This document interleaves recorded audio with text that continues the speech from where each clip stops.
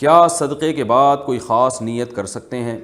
اگر غریب کی مدد کے لیے اسے پیسے دیے مگر صدقہ خیرات وغیرہ کی کوئی نیت نہیں کی، کچھ دیر بعد خیال آیا کہ بھئی اس کے والد صاحب کے لیے سارے ثواب کر لوں میں، تو بعد میں یہ نیت کر سکتے ہیں؟ جی ہاں، کر سکتے ہیں۔ یہ عائشہ صاحبہ نے کراچی سے پوچھا ہے۔ صدقہ کرنے کے بعد آپ اللہ سے دعا مانگ لیں، اللہ جو میں نے صدقہ کیا اس کا ثواب میرے والد صاحب کو بھی پہنچا دیں، تو یہ جائز ہے۔ عورت کا سر کے پچھلے بال سامنے ٹرانسپلانٹ کر کے لگانا، اگر کسی عورت کے بال پیچھے کی طرف زیادہ ہوں اور سامنے نہ ہوں تو کیا وہ سر کے پچھلے حصے کے بال سامنے ٹرانسپلانٹ کروا سکتی ہے؟ کیا یہ شرعاً جائز ہے؟ عائشہ کینیڈا سے پوچھتی ہیں۔ جی ہاں، جائز ہے، بشرطے کہ وہ خاتون اپنے ہی بال لگوائے، کسی اور عورت کے بال یا مرد کے بال یا جو ہے وہ یعنی انسانی بال وہ لگانا جائز نہیں ہے، اپنے ہی بال وہ لگوائے جا سکتے ہیں، کسی کے اور کے انسان کے بال جائز نہیں ہیں۔ واصف صاحب سعودی عرب سے پوچھتے ہیں، کیا داڑھی صرف تھوڑی کے نیچے ہے؟ پوچھتے ہیں کہ جی داڑھی کی حد کہاں سے شروع ہوتی ہے، کن پٹی سے، کانوں کی لو سے، یا تھوڑی کے نیچے کا حصہ داڑھی ہے؟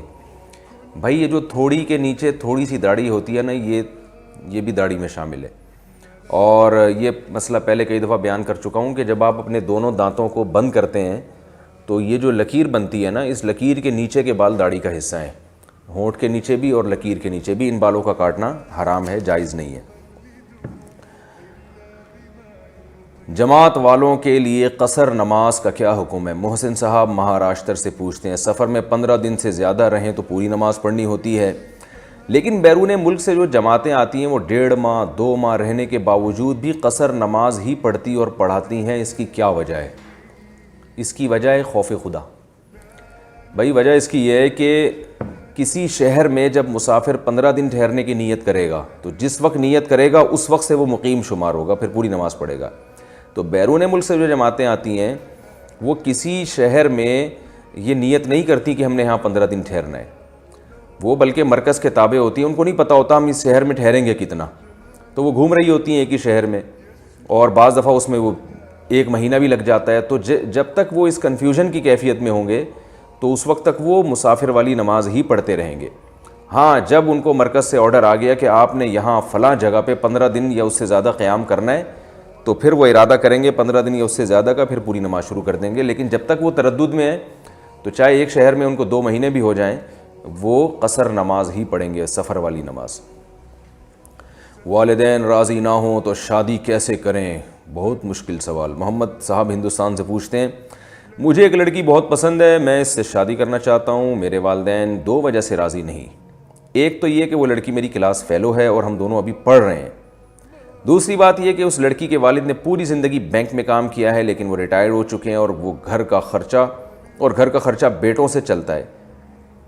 کیا میں اپنے والدین کو راضی کر کے اس سے شادی کر سکتا ہوں یا نہیں؟ بھائی ابا کو راضی کر کے تو کر سکتے ہیں، اس میں کیا حرج ہے؟ ماشاءاللہ۔ رہا یہ مسئلہ کہ ابا ان کے بینک میں ہے، تو یاد رکھیں جو بینک کی ارننگ، جو سودی بینک کی آمدن ہے، ان سے پھر کھانا پینا جائز نہیں ہوتا۔ تو اگر آپ یہاں نکاح کر کے ان کے ابا کی جو کمائی ہے اس سے بچ سکتے ہیں تو ٹھیک ہے، ورنہ آپ کے لیے یہاں شادی جائز نہیں ہے۔ رہا یہ مسئلہ کہ آپ کے والدین راضی نہیں ہیں، تو آپ کے والدین اگر میری بات سن رہے ہیں، میں ان کو کہوں گا کہ آپ راضی ہو جائیں۔ لڑکی اگر کوئی اس میں کوئی بڑی خرابی نہیں ہے تو بلا وجہ بیٹے کی چاہت کو کچلنا یہ شریعت میں پسندیدہ کام نہیں ہے۔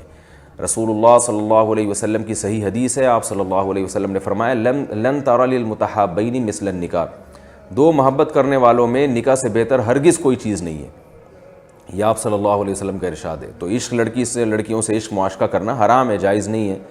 لیکن اگر کوئی ہو گیا ہے کسی کو، یا محبت ہو گئی ہے، یا نکاح کی نیت سے کسی نے کہیں پیغام بھیجا ہے اور وہ اس کو پسند آ رہی ہے، تو پھر والدین کو اس میں اولاد کے ساتھ معاونت کرنی چاہیے، رکاوٹ نہیں ڈالنی چاہیے۔ رہا یہ مسئلہ کہ دونوں پڑھ رہے ہیں تو بھائی مل جل کے پڑھ لیں گے، ابھی بھی تو ملتے ہی ہیں نا، بات چیت کر رہے ہیں اور گپے لگا رہے ہیں اور ایک دوسرے کو لائک کر رہے ہیں، اور پتہ نہیں واٹس ایپ پہ محبت نامے بھی، ویسے تو اچھا گمان رکھنا چاہیے لیکن جو معاشرے میں چل رہا ہے محبت نامے بھیجے جا رہے ہوتے ہیں آج کل، تو بھائی اس حرام کو حلال سے بدل لو، نکاح کر کے 2 بول لو تو نکاح ہو جائے گا، تو کیا اس میں؟ پھر پڑھتے رہو اسی طریقے سے جیسے پڑھ رہے ہیں۔ تو نکاح جو ہے نا، یہ پڑھائی میں رکاوٹ نہیں ہے بلکہ پڑھائی میں مددگار ہے۔ نکاح ہو جائے گا تو دونوں کی فیلنگ ایک دوسرے کے لیے حلال ہو جائیں گی، اور دونوں کی توجہ ایک دوسرے کی طرف ہو جائے گی، دائیں بائیں بھٹکیں گے نہیں، پھر وہ پڑھائی میں ایک دوسرے کے ساتھ تعاون بھی کریں۔ تو اس میں کوئی حرج نہیں ہے، پتہ نہیں کیوں اس کو ایک ہوا بنا لیا ہمارے معاشرے میں۔ علماء نے لکھا ہے کہ کسی مسلمان کے لیے زنا کرنا بہت ہی تعجب کی بات ہے، کیونکہ اللہ نے نکاح کو اتنا آسان کر دیا ہے کہ اب زنا کی طرف قدم پتہ نہیں کیسے جاتے ہیں لوگوں کے، اتنا آسان اللہ نے کر دیا ہے۔ تو بھائی اتنا اللہ نے آسان کر دیا، والدین کو چاہیے اس آسان میں اپنی اولاد کے لیے رکاوٹ نہ بنے، بلکہ ان کو اپریشیٹ کیا کریں اور کہیں کہ بیٹا بہت اچھی بات ہے کہ تم نے ہمیں آ کے بتا دیا، تم گناہ کی طرف نہیں گئے، تم نے اس سے حرام دوستیاں نہیں لگائیں، تم زنا کی طرف نہیں گئے اور تم نے ہمیں آ کے بتا دیا۔ اب ہم دیکھیں گے وہ بچی اگر کوئی بہت ہی کوئی خراب نہیں ہے تو ٹھیک ہے، اچھی، ہاں کوئی بہت ہی خراب ہو، کوئی ایسی ہے جو خاندان میں ایڈجسٹ ہی نہ ہو سکے، وہ ایک الگ بات ہے۔ تو اچھا کیا آپ نے، تو ایسی باتوں پہ اولاد کو اپریشیٹ کرنا چاہیے۔ عبداللہ بن عباس رضی اللہ تعالیٰ عنہ کے بچے جب جوان ہوئے تو بلا کے خود کہا کہ دیکھو جب کوئی شخص زنا کرتا ہے نا تو اس میں ایمان نہیں رہتا، تو اس لیے اگر میری ترغیب ہے کہ تم نکاح کر لو۔ تو بزبان حال وہ یہ کہہ رہے تھے کہ اگر کوئی کہیں چاہتے ہو، کہیں توجہ تمہاری جائے تو مجھے بتانا، میں تمہارا نکاح کرا دوں گا۔ تو صحابہ تو اپنی اولادوں کو ترغیب دیا کرتے تھے، تو اس لیے آج کے والدین کو بھی چاہیے کہ اپنے بچوں کو پڑھ رہے ہیں تو ان کو زیادہ ضرورت ہے نکاح کی، تاکہ وہ دل جمی کے ساتھ پڑھ سکیں اور ان کی توجہ دائیں بائیں نہ جائے۔ جنت میں کون سی بیوی ساتھ رہے گی؟ ارسلان صاحب لاہور سے پوچھتے ہیں، کچھ مہینے پہلے میری بیگم کا انتقال ہوا ہے، میرے 2 بچے بھی ہیں، کیا جنت میں وہی میری بیگم ہوگی؟ اگر میں دوسری شادی کرتا ہوں تو پھر کون میری بیگم ہوگی؟ اور اللہ نہ کرے اگر میں جنت میں نہیں جاتا تو کیا ان کی شادی کسی اور سے ہوگی؟ یہ رہنمائی فرما دیں کہ میں دوسری شادی کس طرح کی خاتون سے کروں۔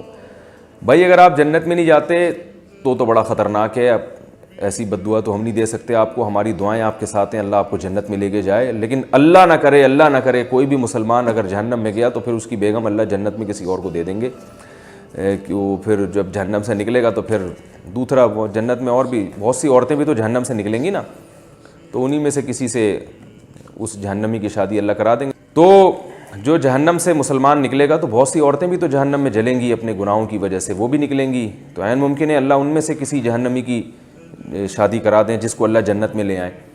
تو اس لیے کوشش یہی کریں کہ آپ جہنم میں نہ جائیں اور اللہ ہم سب کو جنت ہی میں لے کے جائے۔ تو اگر آپ جنت میں گئے، جو کہ امید ہے اللہ کی رحمت سے، تو آپ کے لیے ایک خصوصی پیکیج ہے کہ آپ کو دونوں مل جائیں گی، ٹھیک ہے نا۔ یہ تو مسئلہ عورت کا ہے کہ اس نے پہلے ایک شادی کی، پھر اس شوہر نے طلاق دے دی یا مر گیا، پھر دوبارہ شادی کی، اس نے طلاق دے دی مر گیا، پھر دوبارہ شادی کی، تو کون سے والے مرد کو ملے گی؟ لیکن مرد کے لیے تو اللہ نے ایک پیکیج رکھا ہے کہ پرانی والی بھی مل جائے گی انشاءاللہ اور نئی والی بھی مل جائے گی۔ ہاں اگر پرانی والی کو طلاق دی ہوتی اور وہ کسی اور سے شادی کر لیتی تو پھر علماء کہتے ہیں کہ، اور احادیث سے اس کا ایک طرف اشارہ بھی ملتا ہے کہ جس عورت کا جو سب سے آخری شوہر ہوگا نا جنت میں، اسی کے ساتھ رہے گی۔ تو آپ کی پہلی وائف کا چونکہ انتقال ہوا ہے تو انشاءاللہ وہ بھی ملے گی آپ کو، اور دوسری بیگم بھی آپ کو ملے گی۔ اب مجھے نہیں پتہ آپ اس سے خوش ہو رہے ہیں یا ٹینشن میں آ رہے ہیں، یہ آپ ہی جانیں۔